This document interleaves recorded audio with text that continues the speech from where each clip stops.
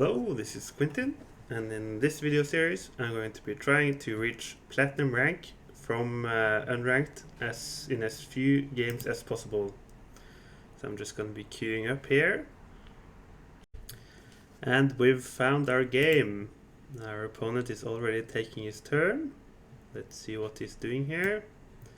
He's doing the 12-9 attack with a 4 infantry and 2 tank buy. So it looks like we're getting a pretty competent opponent right off the bat.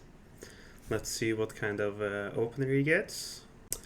Looks like his West Russia was a bit below average, and his Ukraine was perfectly average. So I'll gonna be trying a new format here where I do my turn and then commentate it afterwards to try and save some video runtime. So this is how it's looking after I've done my turn. Since he got such a poor result in West Russia, I felt comfortable stacking Karelia in Germany 1. I went for the maximum pressure setup with my tanks here in Baltic states and my fighters here in Northwestern Europe. They are all in range of hitting West Russia. I cleared Ukraine with 4 infantry, 1 tank and 1 fighter, just to be sure to clear it. And I went for Transjordan with the battleship, and I went 6 units to Sea Zone 7, but unfortunately I got the bottom 10% result there with no units surviving. And I went for a full-on ground buy for the first game here to try and have the most solid setup possible. Japan won. UK went for the Sea Zone 61 wipe. He sent all available ground troops to Transjordan, wiped the battleship with the fighters, but it looks like he only lost the bomber there, and he landed in France with his tank in Canada and got the UK-1 Navy drop. End of Japan 1. I decided to skip doing Pearl Harbor. I went for a Shuswan attack instead with 2 fighters, 1 bomber, 1 infantry and 1 artillery. It did not pan out. We both lost an equal amount this time. I landed 2 infantry versus 1 infantry in Buryatia. I went for a 3 transport, 3 infantry buy, and I killed the UK fighter here. And generally just preparing to attack the mainland as you do. I think this guy may be watching the tabletop guy, because that's the only other player I've seen go for this cute aircraft carrier on Hawaii move. Unfortunately, I don't actually have anything in reach to kill that, I think. 1, 2, 3. No, yeah, it's safe. Yeah, the tabletop guy will go for that even when he loses this transport. So, but this guy went for it when I didn't have anything in range because I carelessly placed my bomber here in French Indo-Thailand.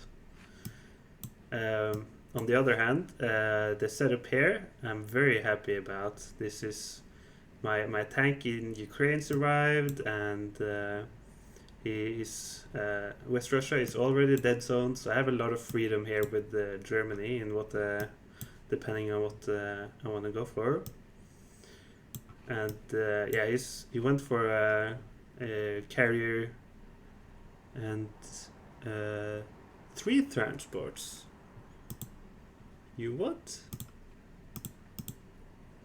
Yeah, he only got he doesn't have enough ground units to fill his transports, so that's I mean technically he does, but that's gonna make the logistics a bit more awkward in the future, I think.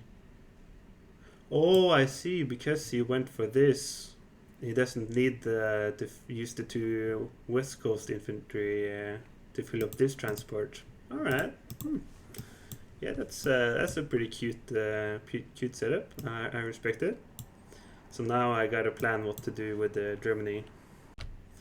Okay, so this is the setup I went for. I went for a France stack after seeing that his tank didn't hit my infantry back, and I went for a West Russia stack. Now currently he has odds on this, but since I placed my Japanese fighters in Kwangtung and Libya, I'm going to be able to reinforce this with them, and then I have about 75 to hold, which is more than good enough. considering this the risks he's taking by taking that battle. So I think this is pretty much the best opener you can get when Russia goes for the competitive 4 infantry 2 tank and the 9-12 opener. I also am putting in some infantry in Baltic states so that I can move this down and move this into Karelia and have a proper, what do you call it, a proper logistics chain going. Next turn I'm going to try and put enough ground units into West Russia so that I don't need as many Japanese fighters here anymore, because I don't want them tied down there for too long. So this game is actually looking very good for me right now, I'd say. Very happy with this turn. Okay, this is looking like a Finland check, I think, where he's just going to be landing a big stack in Finland and try to brute force an attack on Germany here. So I may have overestimated my opponent a bit. Maybe the 4 infantry 2 tank opener is starting to spread so that it's not only top players doing it anymore. And also here in India, this is a bit the setup is a bit loose because his tank is out of range and can't reinforce India. Same with his Russian tanks. So I think I might be able to go for a Japan 3 push on India, but we'll see what I do. I did end up going for the Japan 3 push on India. Odds are about 95%, which is good enough for me, and that's with all the US and Russian fighters. I put 5 Japanese fighters here in West Russia, which is a beautiful placement for them since they both defend this vitally important province while also attacking India. And my preliminary plan here is to go for a round 4 VC victory by capturing Hawaii and pivoting this stack up to Karelia while also defending Berlin and Paris. I don't think he's going to be putting much pressure on Italy, which is going to make this VC push easier, but he might still go for it. I'm not quite sure what his plan is here, because capturing Norway with UK really suggests that he's, to me at least, that he's gonna put a lot of troops up here. Because if not, why not capture Northwestern Europe with UK, right? And use these 2 transports to take over Norway and Finland.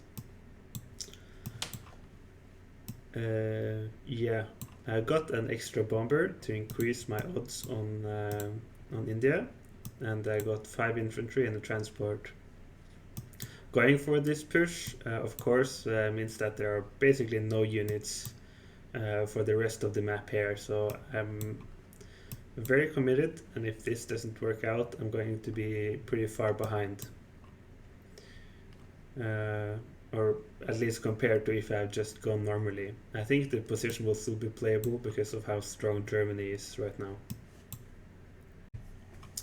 Looks like he did actually send his transports down here to see Zone 13. So we'll see what his plan is there. I will have to respect the potential of a move into Italy, even though in that case he would be sacrificing his transports. My plan is he did not send any fighters to India, so this battle is totally secure next turn, which means that I'm going to be sending some Japanese transport east to capture Hawaii round 4. This also means that Russia is basically out of the contest to contest the victory points. I will have to defend all 4 with Germany, so I'll have to figure out exactly what I'm going to do there. He did land his US troops here in Finland, but I don't think the pressure is going to be too great this first turn. And this might just be to capture Libya, I'm not sure. So the main point here is to try and make a robust setup that's gonna hold for 2 rounds. So for Germany here, I've just started stacking the victory cities with as big stacks as possible. And I placed my tanks in Poland so that they have reach to every victory city next turn. I'm not quite sure because he can shift his transports around quite a bit, so it's a bit hard to predict which cities are in the most danger. And crucially, since he didn't contest India at all with the US and Russian fighters, these Japanese fighters can also reinforce here at will. I think in theory he does have odds to hit France with like 1-2 punch with the UK first and then US, but with the fighters reinforcing, that no longer works. So that's actually makes things a lot easier. Now I just put my Africa troops in Algeria to try and bait his his US troops in Morocco to trade themselves off and make my VC push next round easier. I'm not sure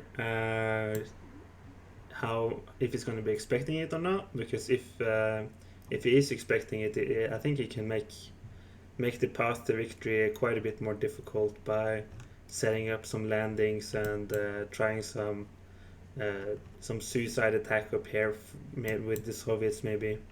So we'll have to see how it goes next turn. UK did not go for any strafe or anything funky like that. He just dumped all his units into Finland. That is a perfectly acceptable outcome for me. After we see what the US does, I can decide on my exact setup for the Victory City Snipe next round. He also just abandoned India here, and I don't think he'll have odds to take it next turn. I think I have enough ground units.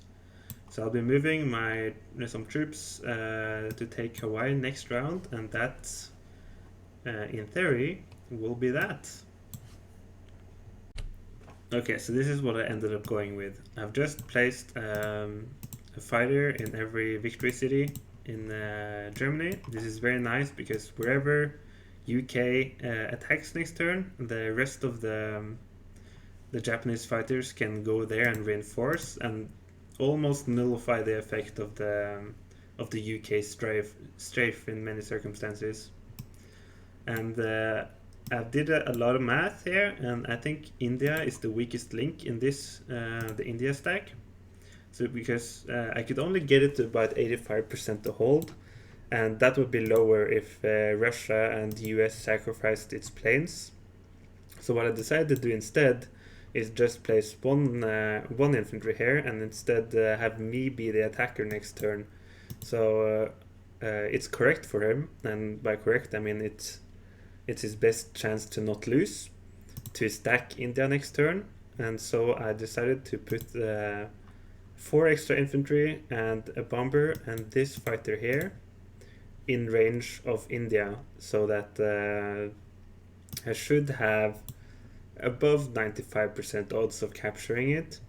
I think his best chance after that would be to move this infantry down and try and save himself on the US turn. And here I placed all my 3 transports in range of Hawaii. That one is over 99%, so I'm pretty safe about that one. And then, of course, after US and Russia has taken their turn, I'll see what my exact setup here will be. These tanks will probably be distributed according to where the threat level is the highest. Usually it's Karelia and France which need the most protection, so it's highly probable that that's where they'll go.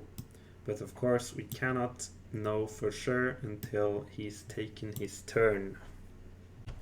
I think he kind of messed up his logistics here, because there's 4 transports here and only 1 dude ready to be transported. And only 1 dude here as well, so